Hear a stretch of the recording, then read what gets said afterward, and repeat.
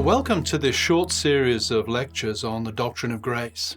It's part of a larger series of lectures that Zondervan are producing on the 5 great rallying cries of the Reformation. Faith alone, Scripture alone, Christ alone, to the glory of God alone, and of course, this series, grace alone. Grace is one of those words, of course, that is very, very familiar to Christians. It pervades the language of Christianity. And yet perhaps it's one of those words that, while we assume we know what it means, actually requires some kind of filling out. We live in what's often referred to as a therapeutic age. It's an age dominated by personal feelings, by sentiment, by self-affirmation, by rejecting external authority for the authority of our own inner convictions, inner sentiments, inner feelings. And in that kind of culture, in that kind of society, certain biblical words have fallen out of favor. Sin, judgment, holiness, divine wrath. These are words that are often not heard in many Christian circles today. There are other category of words that are still heard, but perhaps have had their meanings transformed and changed more than we realize by the culture around us. Love, forgiveness, grace. These all have a positive sound. They all appeal in the contemporary cultural moment in which we find ourselves. But the question we have to ask is the content that we typically attribute to these words, is the way that we understand them actually the way that the Bible understands them, the content that the Bible gives to them? What do they mean? Can we assume that our culture, can we assume that our Christian culture uses these words in a manner akin to that which we find in the Bible? This was brought home to me in a dramatic fashion some years ago when I was watching an early morning news program.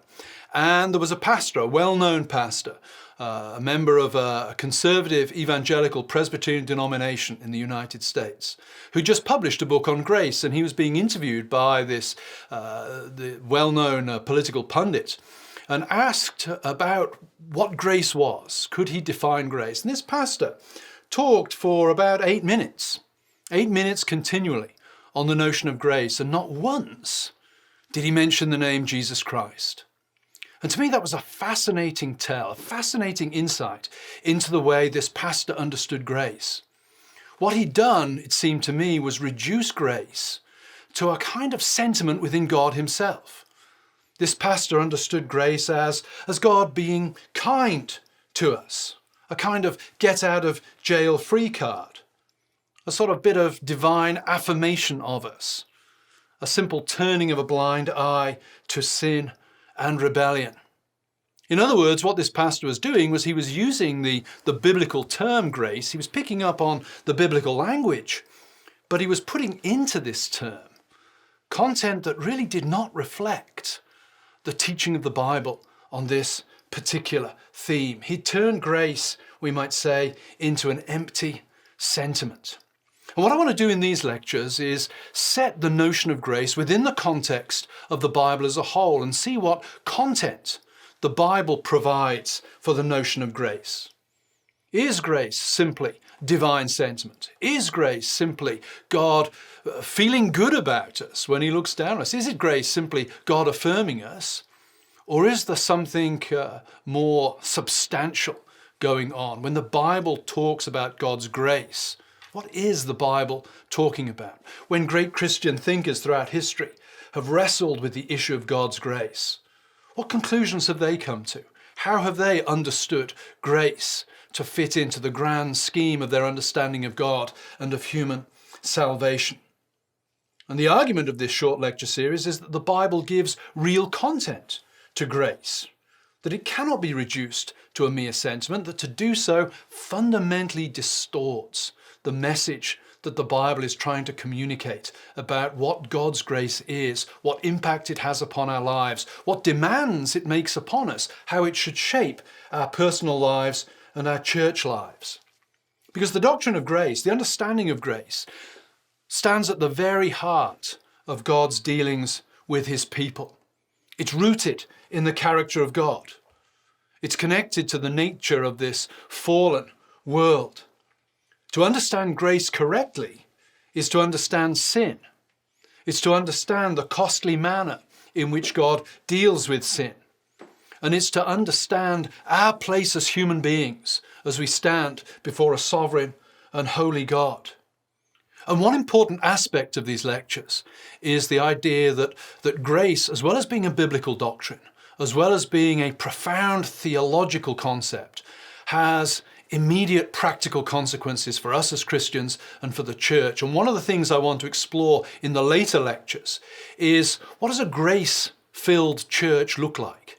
If we believe what we do about God's grace, how should that shape our lives as Christians as we live together as the community of God's church this side of glory? So let me now run through the broad structure of this lecture series, give you an overview of where we're going in this course. Lecture 2, I want to look at grace in the Bible. Now that's something of a challenge, of course, because one could argue that grace is as big as the Bible itself, and there's no way that in a 25-30-minute lecture one can possibly do justice to all of the biblical facets, to all of the biblical teaching on the doctrine of grace. What I want to do, though, is just draw out a few basic principles, a few basic plot lines from within Scripture that will allow us to see that this notion of grace as a mere sentiment or an attitude in God is profoundly inadequate. I'm going to look at grace in the Old Testament, see how it ties in with the sacrificial system, reflect upon how the sacrificial system really stands at odds with any notion of grace as sentiment, reflect upon how the sacrificial system demands that we always talk about grace in concrete terms, not in abstract terms. And then I want to move into the New Testament and see how grace is really focused there on the person and work of the Lord Jesus Christ, how he is the great culmination of the biblical story and also the great manifestation of God's grace. There's a sense in which Christ is not only a reflection of God's grace, an act of God's grace, he kind of constitutes God's grace as well. So in lecture 2, I want to draw out some broad patterns, some broad themes from Scripture that set the kind of framework that I'm going to use as I then move on into the more historical sections of the course. Lecture 3, I want to offer some reflections on the great 4th, 5th century theologian Augustine. Augustine's thought is vast. There is no area of Christian theology where he did not make a significant contribution, where he does not continue to speak to the church in many ways, be it the doctrine of the church itself or the doctrine of the Trinity.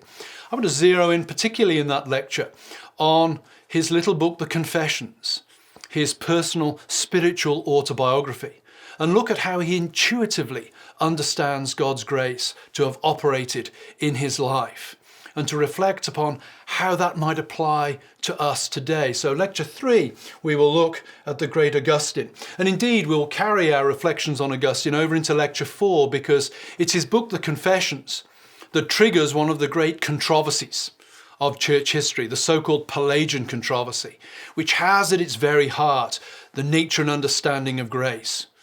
What does grace mean? All Christians use the term, but in the 5th century, Augustine and Pelagius go head-to-head in this great battle, this great intellectual, ecclesiastical, theological battle, asking, well, what does grace mean? We all use the word, but how do we understand it to be operating within Christian theology, within the church, within the theological context in which we find ourselves? And Augustine really, as he emerges, as his thought emerges in the context of that controversy, sets up the play, sets up the framework, sets up the nature of the discussion, going right the way down to the present day. And that leads me then in lecture 5 to feature a figure that perhaps doesn't often feature in Protestant discussions of the nature of grace, and that's Thomas Aquinas, the great late medieval schoolman, the great late medieval university teacher, we might say, whose thought lies behind much of modern Roman Catholicism, and I think for that reason is often not studied or dismissed somewhat by Protestants. I want to make the case in that lecture that Thomas Aquinas represents a faithful disciple of Paul and of Augustine, and a faithful articulator of the biblical notion of grace, We're going to look at Thomas Aquinas and see how he contributes to the discussion. And we'll return to him a little bit later in the lecture series because he wrestles with that question with which we've all wrestled with to some extent, I think, as Christians. If God is sovereign, why pray? Thomas Aquinas is very helpful in reflecting on that particular issue. When we come to lecture 6, we move into more familiar territory for many Protestants. We'll be looking at the life and thought of the great Martin Luther.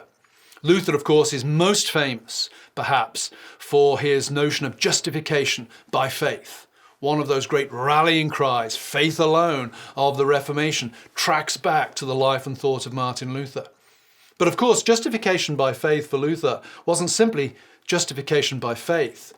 More accurately, more strictly, it was justification by grace through faith for Martin Luther. And so I want to look at the contribution that Martin Luther makes on the issue of divine grace. We see him as a faithful disciple of Paul and Augustine, but articulating his notions of grace in territory that's more familiar to us as Protestants, a more Protestant evangelical theological framework. And then in lecture 7, we move to Luther's younger contemporary, John Calvin, perhaps most famous as the theologian of predestination. I'm going to argue that while he was a theologian of predestination, he was not particularly exceptional on that point. But he is an excellent representative of the Protestant understanding of what God's grace is. So we'll spend some time reflecting on John Calvin at that point. That will really conclude the major historical section of this series of lectures. And then we'll move to part 2. And part 2 is where we get into the nitty-gritty of the practicalities of the doctrine of grace. Like the Reformers, like Thomas Aquinas, like Augustine, I am absolutely convinced that our church practice needs to be driven by our theology. That how we understand church, how we understand what we do when we gather as a church, has to be driven by our understanding of God and our understanding of God's grace. And so in part 2, I want to tease some of the implications of that out. Again, the subject of church and church life is huge. Go to any Christian bookshop and there's probably a massive section dealing with things like worship and church, etc., etc. I can barely scratch the surface in a brief series of lectures such as this. But I want to look at a number of topics and just sow some thoughts in your mind as to how your understanding of grace should shape your practice as a member of a congregation of a church. I want to look at the church. How does the church connect to God's grace? And I want to make the point that while we often think of the church as our response to God's grace, as our response to his work in the Lord Jesus Christ, in actual fact, the language that the Bible uses about the church, new creation, points to the fact that the church is an act of God's grace. God creates the church. The church is not our human response to God. And I want to think about the implications of that for how we think of ourselves as members of churches today. Then in lecture 9, I want to get into some of the practices of the church. I want to look at the word. How does our understanding of grace affect our understanding of the word? If Luther's right, if justification is by grace through faith, and faith comes through hearing the word of God, I want to reflect upon, well, what exactly is the word of God? When we gather as a church and when somebody stands up at the front and proclaims the word, what exactly are they doing? Is it simply a lecture like this? Are they simply transmitting information? Or is something more dramatic taking place? Is the proclamation of the word itself a creative act of God's grace? And then in lecture 10, I want to talk about the sacraments, baptism and the Lord's Supper. Perhaps you come from a different tradition to mine and you think of them as ordinances, not sacraments. The same thing. Baptism and the Lord's Supper. All Christians have opinions on these things. And I want to set these most basic of Christian practices, the initiation rite into the church, the sharing of bread and wine that all churches, almost all churches, do on a regular basis. I want to set these practices within the context of our understanding of divine grace and show how we understand God's grace will actually affect these most basic elements of Christian worship. And then in lecture 11, I want to move to prayer. How does grace affect how we understand prayer? When we're praying, I think we are intuitively, instinctively, maybe unconsciously, reflecting how we understand God's grace to work, what we understand God's grace to be.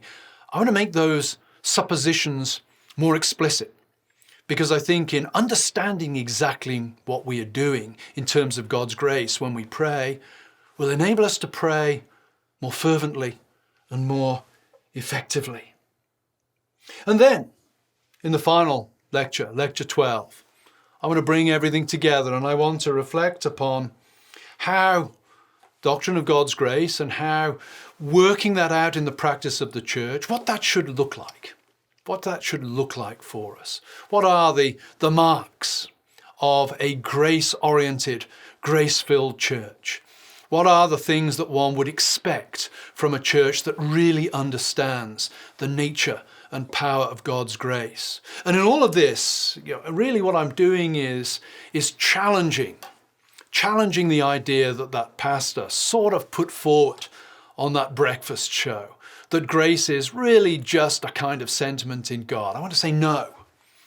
Grace is a powerful aspect and action of God, and it changes and transforms everything, and it should change and transform how we think about everything. Overall, what I hope these lectures do is challenge each and every one of us to think about the amazing nature of God's grace and how that should shape and be reflected in all of our lives as Christians. When John Newton wrote that great hymn, Amazing Grace, he spoke truth. Grace is truly amazing. And hopefully through these lectures, we will come to see something of just how amazing God's grace is.